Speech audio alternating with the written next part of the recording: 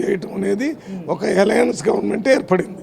దానికి ముఖ్యంగా మన చంద్రబాబు నాయుడు గారు, నితీష్ గారి సపోర్ట్ వల్ల ఏర్పడింది. ఆయన ప్రభుత్వాన్ని ఏర్పడింది. కానీ అందులో నిన్న క్యాబినెట్లో ముస్లింలకి, మైనార్టీస్కి ఏ రకమైన మంత్రి పదవి ఇవ్వకపోవటం అనేది భారతదేశంలో ఈ ప్రభుత్వం ఒక కొంతమందికి మాత్రమే ప్రభుత్వం, కొంతమంది కొన్ని కోట్ల మంది ప్రజలకి ఈ ప్రభుత్వంలో భాగస్వామ్యం లేటం దాన్ని మేము ఖండిస్తున్నాం.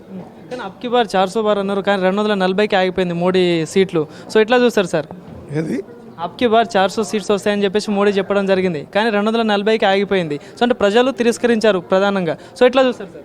యాక్చువల్గా మోడీ బీజేపీ ప్రభుత్వాన్ని ప్రజలు తిరస్కరించినటువంటి ప్రభుత్వానికి ఇక్కడ ఆంధ్రప్రదేశ్ నుంచి ముఖ్యమంత్రి, అక్కడ బీహార్ నుంచి ముఖ్యమంత్రి ఇద్దరు సపోర్ట్ చేయటం వల్ల అక్కడ ప్రభుత్వం ఏర్పడింది.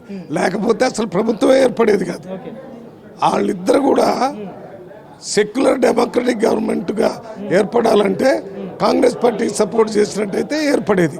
వాళ్ళు సెక్యులర్ డెమోక్రటిక్ గవర్నమెంట్ సపోర్ట్ చేయలేదు.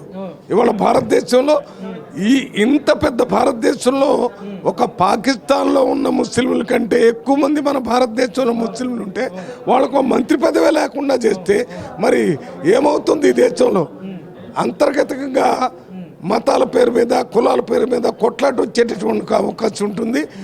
వెంటనే దీన్ని సరిదిద్దాలని మేము డిమాండ్ చేస్తున్నాం.